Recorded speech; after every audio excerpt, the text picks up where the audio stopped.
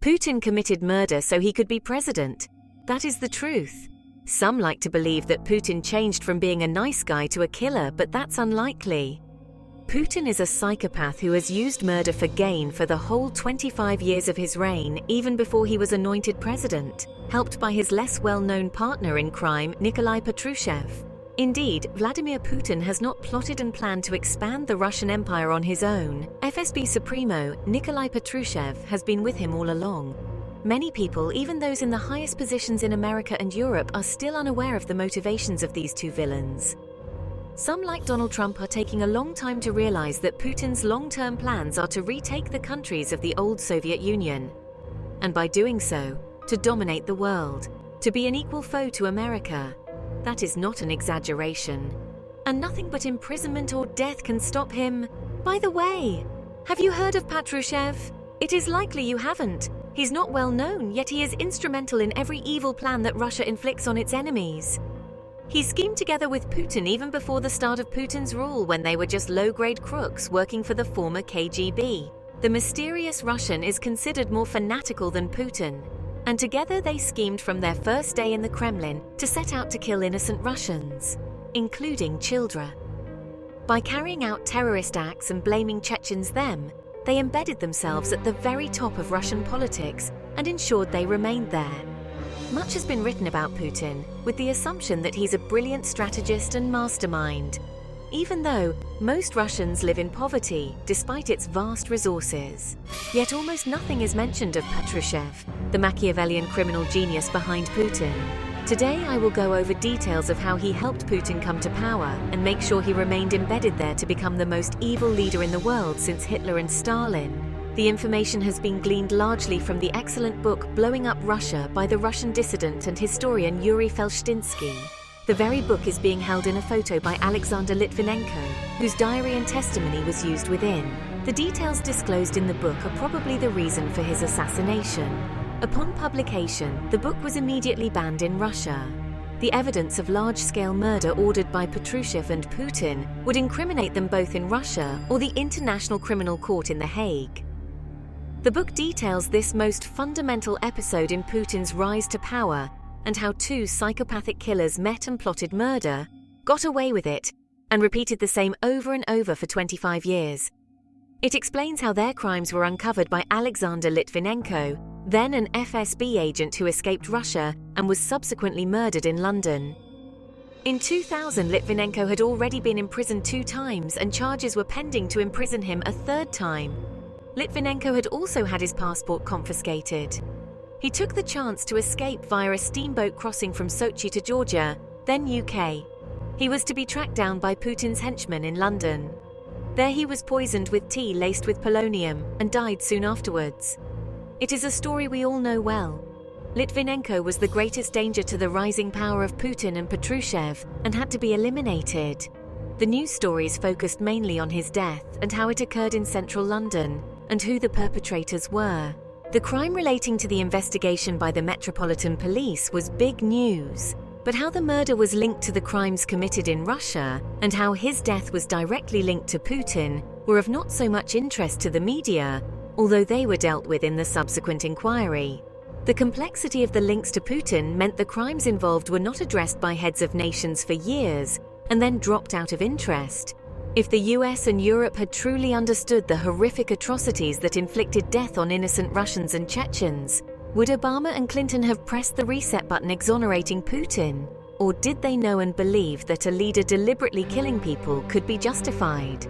To return to Nikolai Patrushev, he is a bully, intimidating even his closest associates, and enjoys foul-mouthed banter at meetings to frighten colleagues.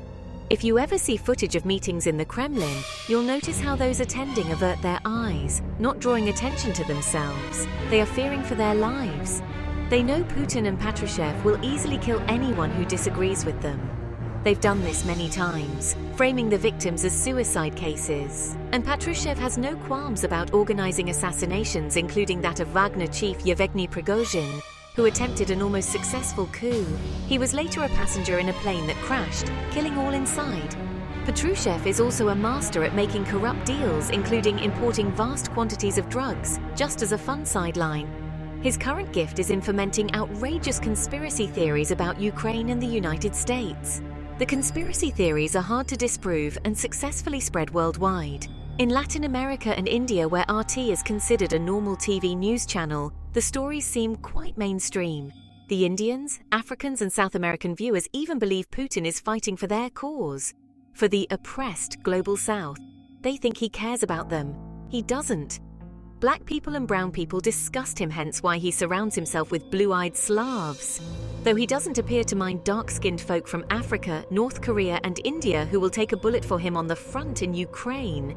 That's something he will agree to. Putin sees war as a fun game. At his end-of-year question time, Putin said that Russians, meaning himself, get bored when there isn't much going on. He said war stops them from being bored. So Putin started a war to stop feeling bored. RT helps form anti-Western opinions among the weak-minded. We've all heard the outrageous lies about Ukraine being a Nazi country and the US having 200 biolabs worldwide where experiments on humans are carried out. These were all Patrushev's ideas. These lies are enthusiastically repeated by useful idiots as justification for the outrageous invasion of Ukraine and why Ukraine should capitulate, thereby giving Russia a new border with Europe to continue further invasions. In the US, Marjorie Taylor Greene has fully taken the conspiracies on board and is so taken in that the Republican senator is best known as Moscow Marge, though it's doubtful she knows anything about Russia.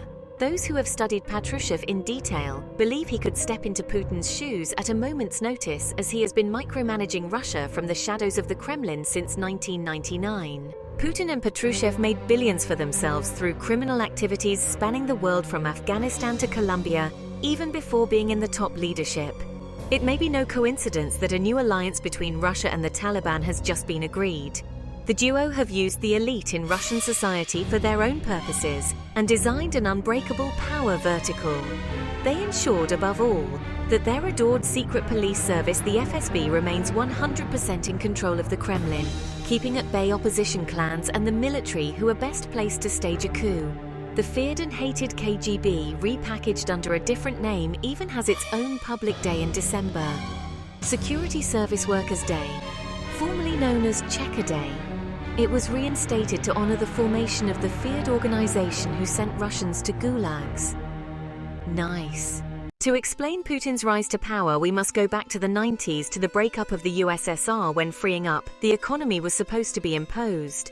Perestroika was the blueprint to democratize Russia. It took off badly due to gross mismanagement, and greed and inflation reached a staggering 2,318%. Impoverished Russians took to the streets to protest. This led to a 2-day civil war and reached a stage where even the Moscow White House was bombed. Russia had descended into chaos.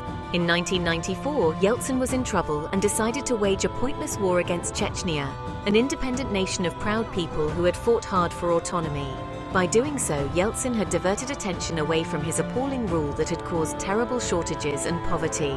Russia lost this war, made a settlement, but continued terrorizing the country and murdering all their elected presidents, one by one, using car bombs and missile attacks both within and outside Chechnya. No one, including the US, seemed that concerned about Russian terrorism against an autonomous region. The US under Clinton and Bush continued having friendly talks and sympathizing with each other about terrorism. The Yeltsin years were ones in which criminality and corruption in the government grew exponentially. A few people became immensely rich. All of the vast country's assets, oil, nickel, gold mines, were sold off at a fraction of their value to a handful of people in the know. The West kept its distance, believing that the former USSR was in good hands, that it would all work itself out as long as the free market was implemented. They hadn't understood that corruption had been embedded for the whole of Russia's existence. People like George Bush and Barack Obama were taken for fools. Russia hoodwinked them and got away with it. The plan to privatize the nation's wealth started out in good faith. Russia produced vouchers for every Russian national to purchase and invest in a company of their choice, but most people had no understanding of how the vouchers worked and sold them on the street for a few rubles or a bottle of vodka. The opportunists bought them up, often dressing like tramps and holding cardboard signs, so as to make the vouchers appear worthless. The ultimate winners were a handful of men who acquired the vouchers and the vast Russian assets almost for free. In this way, Russia had its wealth stolen and was gravely impoverished by their loss for decades to come. Instead of building a strong free market system, Russia became a criminal state with a few oligarchs in charge of the wealth. A country where a teacher is still only earning $300 a month. The collapsing economy led to the attempted impeachment of Yeltsin in 1998 on 5 charges, but none were for the mishandling of the privatization sales. The impeachment charges were for illegally breaking up the Soviet Union, for replacing the government with a smaller Duma in which Yeltsin wielded greater power, for starting the war in Chechnya, which is interesting, proving that some Russians clearly thought it was wrong, for genocide of the Russian people by way of reform, and for weakening the armed forces. The impeachment failed, but so did Yeltsin's health, and he needed to step down, but had to ensure he escaped criminal convictions. Due to the depth of corruption that Yeltsin, his family and his cronies were mired in, it was essential to have a successor that was criminally minded to avoid Yeltsin being charged and imprisoned. The tumultuous days of 1998 led to Operation Successor, when Yeltsin would seek someone to be foisted on the Russian people by means of a coronation and phony election to save his skin. Putin popped up as an unlikely choice after several other candidates failed to be evil and corrupt enough. Putin turned out to be ideal, an FSB official who had managed his office efficiently, while at the same time running a mafia-style enterprise from St. Petersburg. He ticked all boxes. He also seemed to have the ability to be molded, and was made Prime Minister on August 9, 1999. Then, through the most incredible plan cooked up by Putin and his sidekick Patrushev, he became president almost overnight. Putin and Patrushev both pined for the old Soviet days when Russia wielded more power internationally than it does now, and this has been their obsession ever since. The idea Stalin had for expanding the Russian Empire is still embedded in their minds, and will be until their death. The pair have always wanted to recreate the much-hated empire, and hankered for the miserable and grey Cold War days of Andropov and Brezhnev. With no imagination or any particular ideology of their own, such as communism, they can only copy old, defunct ideas. They don't seem aware that there is zero desire from any nation who had suffered under Stalin to become part of their hideous empire again. So let's roll back a few years to June 1951, when Patrushev was born, just a few months before Putin. His parents had lived through the wartime blockade of Leningrad and had tried to build a new life in St. Petersburg. The family lived in one of those grim communal apartments, just as Putin did, sharing a toilet and cooking facilities with numerous other families. The home was incidentally just a few blocks away from the Yusupov Palace where Rasputin was shot. Patrushev attended Leningrad High School No. 211 and later graduated from the Leningrad Shipbuilding Institute with a diploma in engineering, but hankered after a more privileged and exciting life, one that could be offered by the KGB. Unlike Putin, Patrushev did not make it to the higher school of the KGB in Moscow. Instead, after being recruited by the KGB in Leningrad, he was sent to the KGB school in Minsk, now in Belarus, where he graduated in a year with a focus on law. Although not a classmate of Putin, he later met him in the Big House, the KGB's Leningrad headquarters, which was within walking distance of his childhood apartment. Patrushev was not a dogmatic communist due to the strong religious beliefs he purported to follow. But like Putin, he has never upheld Christian values at all and sees theft and murder, even genocide, as just fine. Shortly after the demise of the Soviet Union in 1992, Patrushev was transferred from St. Petersburg to the regional branch of state security in the neighboring region of Karelia, bordering Finland. Patrushev became Karelia's Minister of State Security, tasked with restraining any independence-oriented tendencies. Karelia was the region where Yuri Andropov began his KGB career in the 1930s. Andropov was later the all-powerful chair of the KGB and then successor to Leonid Brezhnev as the Soviet leader. The Karelian KGB therefore had a cultish allegiance to Andropov. He was their hero, and Patrushev absorbed many elements of the Andropov myth. He may even have had a conversion moment and began seeing himself as another Andropov. He dreamed of bringing state security personnel into the Kremlin.